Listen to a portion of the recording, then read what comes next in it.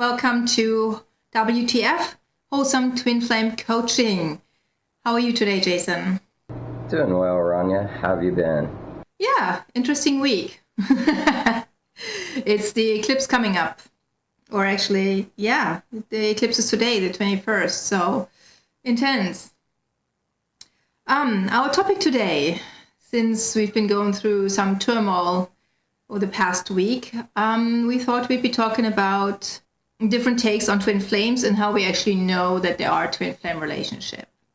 So let's just start out with Jason. Why has that become a topic for you this week? Why do you think this is an important topic? Don't you just kind of know if you're in a twin flame relationship? Theoretically, that's how it would go.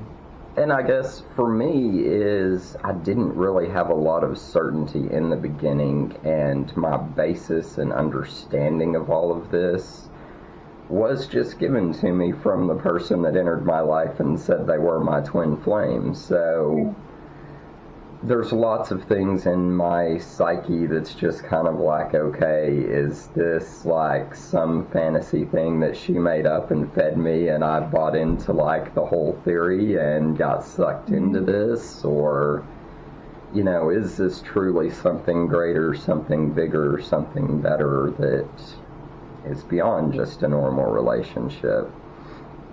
And for me, it's I can't deny that there's been experiences and levels that are unparalleled to any other relationship I've experienced or any type of paradigm I've been in that regards.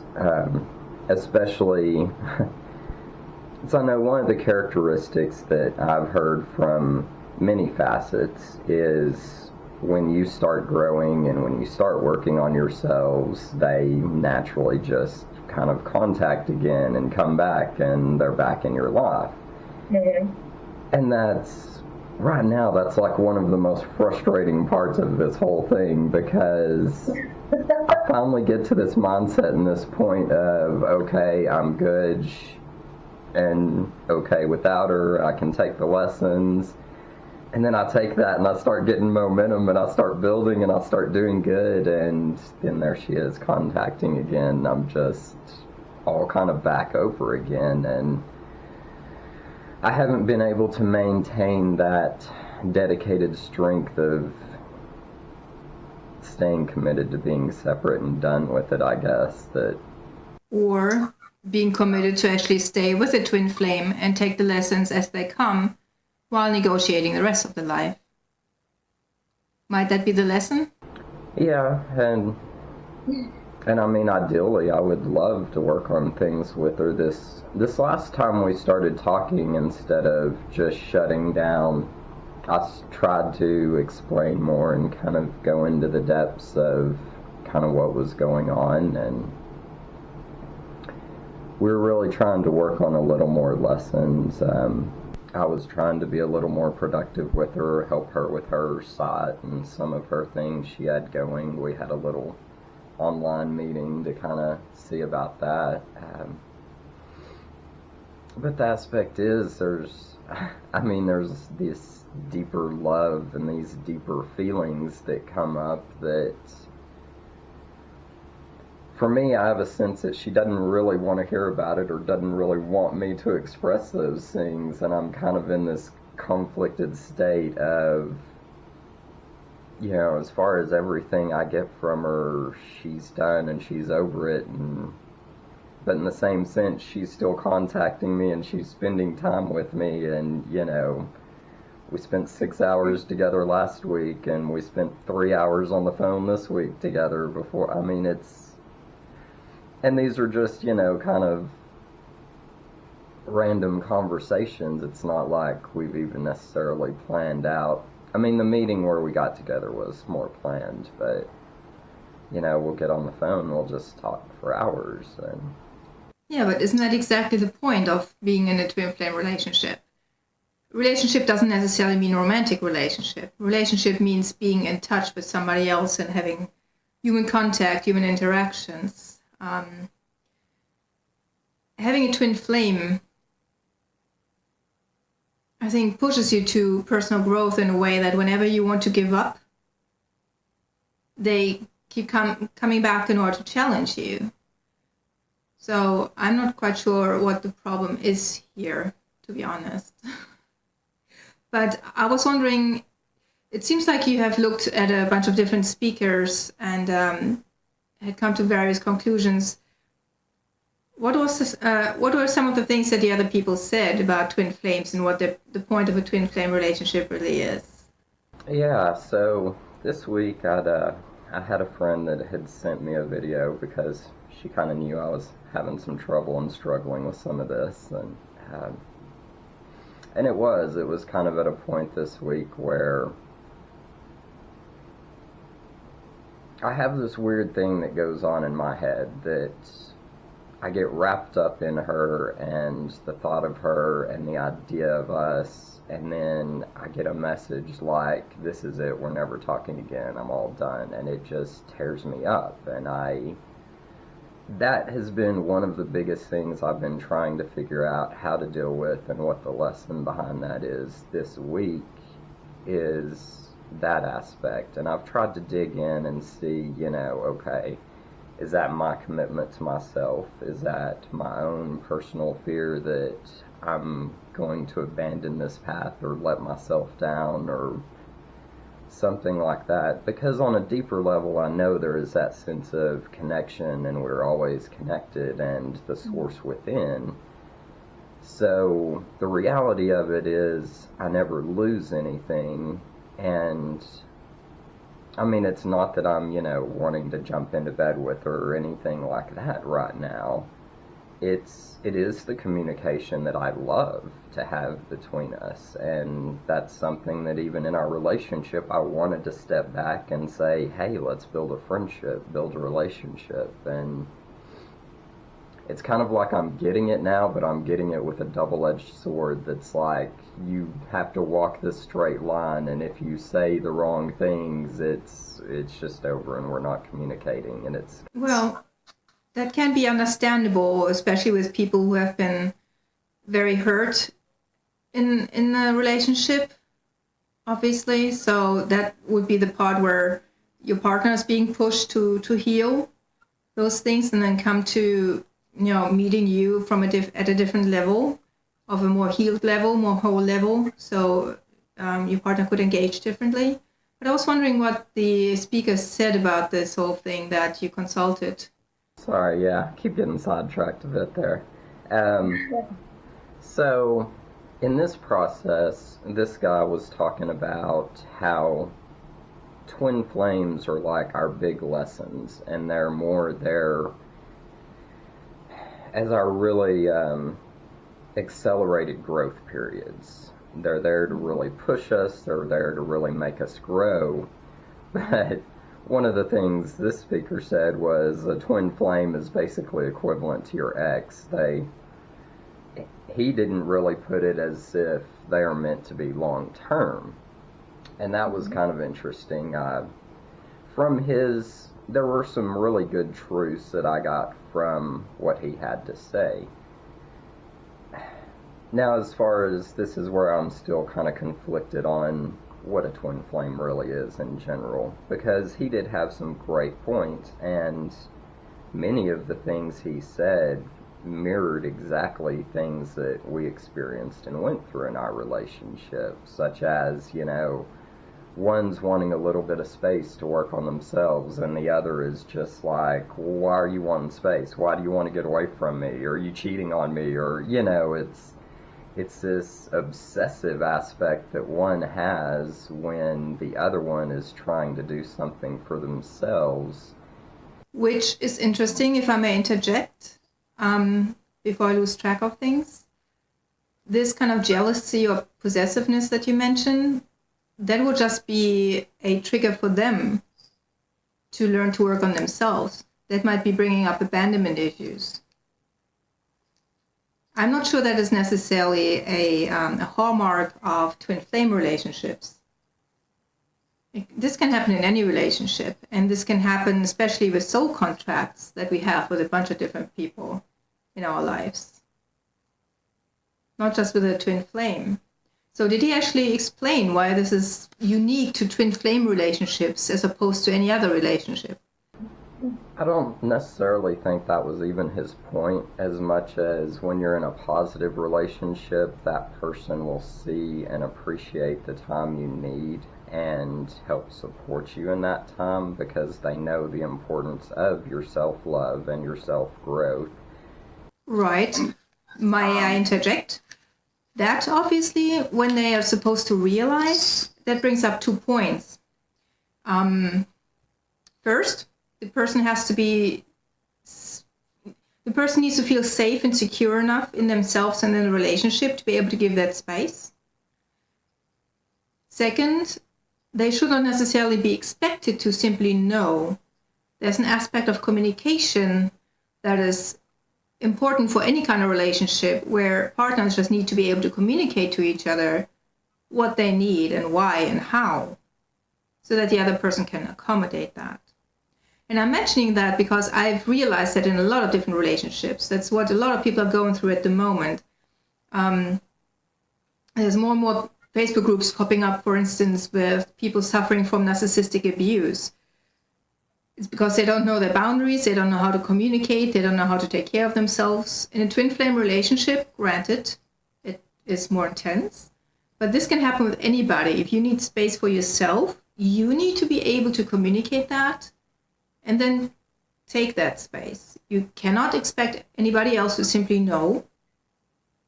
And you cannot expect anybody else to not possibly be hurt by that because they're going through their own issues. And that is a matter of how committed we are to a relationship. It is important to love yourself and honor your own needs. But how do we communicate it in a way that the other person does not get too terribly triggered? Those are all lessons. It's like the lesson for one partner is automatically and intricately linked to a lesson for the other partner. It's never separate, even though it seems like it. Because what I've been hearing from you a lot lately was that, well, I do this, and then she does that, and then she does this, and I do that, and it's just not working. It's because it's always a simultaneous lesson, maybe with different aspects. You see what I'm getting at? Yeah, I guess that makes enough sense. Yeah, and I believe from my own experience, when you learn to communicate, when partners learn to, be able to discern, to become aware of what they actually need, and then are learning to better communicate this to their partner, things will inevitably get smoother. Whereas with other people that are not as intricately linked to our soul, we might just leave the relationship. And this is what we try, because that's what we usually do with the twin flame relationship. It says, oh, F this, I'm out. And then you see, yeah, you're not. There you are again. It's happening all over. To really, really grow. So our cerebral attempts to try and figure things out. What should I do?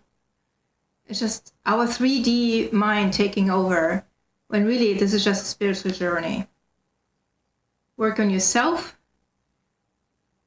Have the other person in mind, because whichever hurt you cause the other person, you're hurting yourself, because you're so intricately linked. You feel each other's pain. There's no escape. There's no better relationship than this one to learn how to communicate gently and from a place of love than this one. I can get that. There's definitely lots of communication lessons in this. It seems like more often than not, it's failed attempts at communication than it is anything positive or successful. So yeah, and it's just these triggers that we experience from this communication. And the more we have gotten triggered and the more we are hurt, the easier it is to get triggered and the easier it is to be hurt by the other person. So it seems like a downward spiral. And it can be, I guess, but sometimes some time apart where you just eliminate the triggers of, let's say, flawed communication, to actually take time apart and do some healing and then test again. Okay, how do we do when we're in the same space and communicating? Have we learned anything about our communication skills? What have I learned about myself? just testing this instead of wanting to make it black or white. Like, we're together, we're a happy couple. No, we're not together, we're miserable. I think that's what a twin flame relationship is about. And I don't think it's necessarily about finding the person to live with happily ever after. It's all about the spiritual journey. Yeah, and ultimately that's kind of where I've come this week, is realizing that I'm the only one making this journey completely with me. And other than that, everybody else is temporary or just for a time or a season or lesson or something in my life. Because, yeah, I mean, I'm the only one that's going to make this complete journey with me. There is no anybody else. I came in alone, I'm leaving alone, you know. Yes and no. As we all know from spiritual perspective, we're all one, and we're even more intricately linked with our twin flame.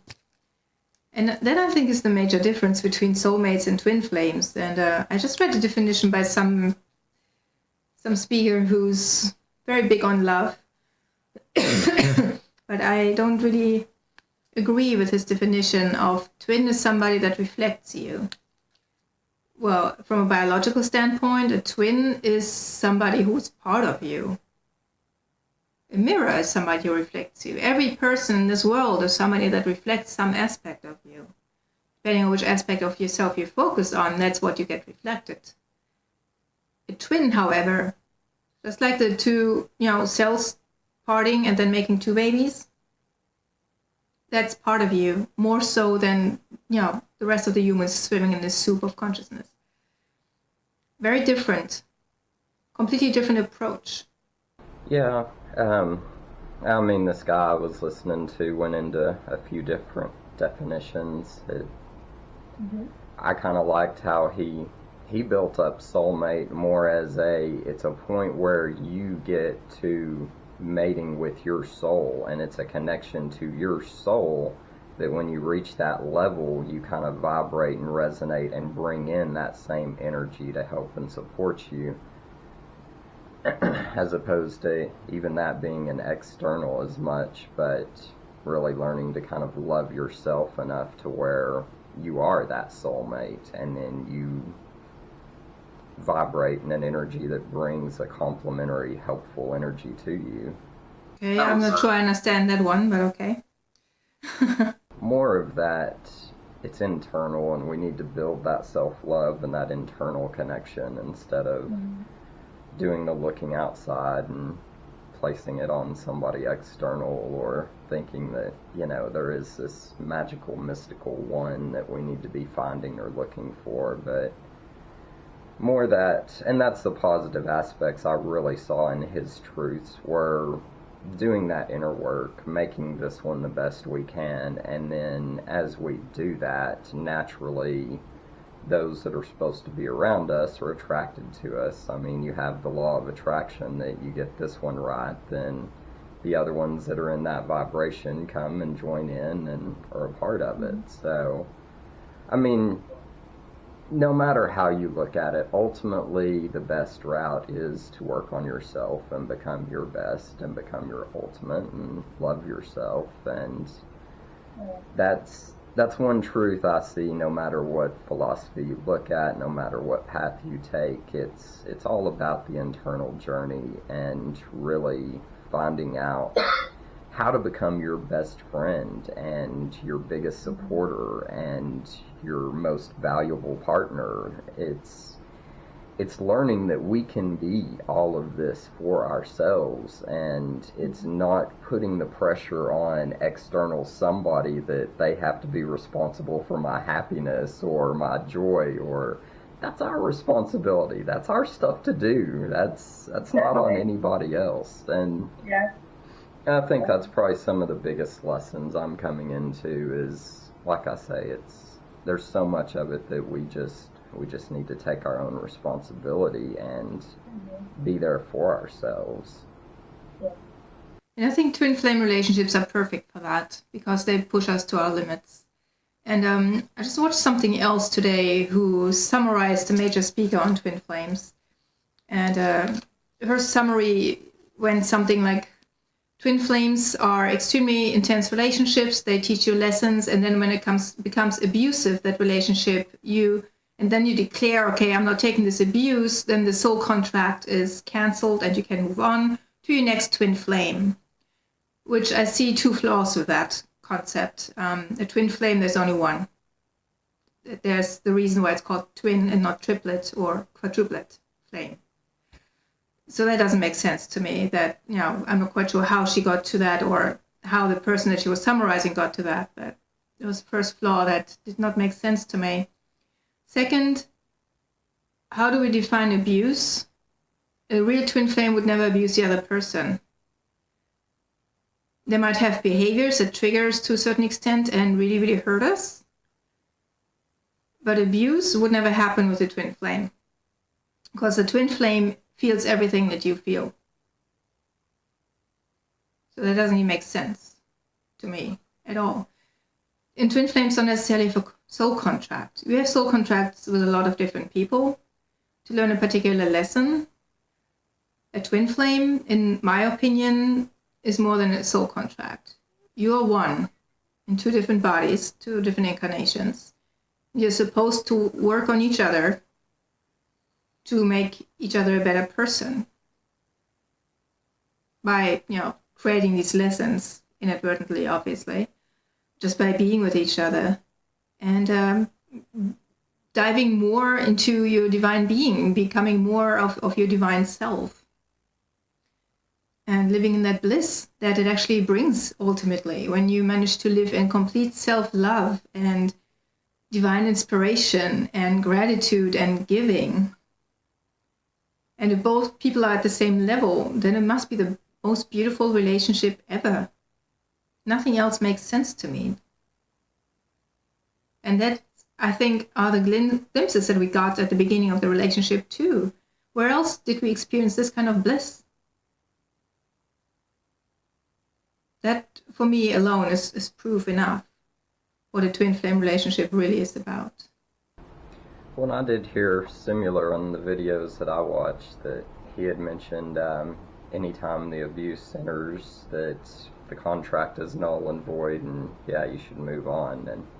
But like I say, his approach was more twin flames are for your accelerated growth, and there are many that you experience, but when you're really ready, you find a better relationship, which he put more in that soul paradigm of you get your soul right and then you kind of vibrate and resonate and find the other.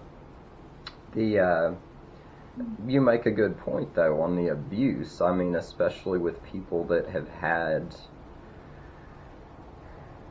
a lot of abuse in their past or experienced a lot of abuse, that it seems like there is issues with, is this triggering something to work on, or am I going back to my victimhood and claiming this is abuse and you're just the next awful person that's putting me down and abusing me?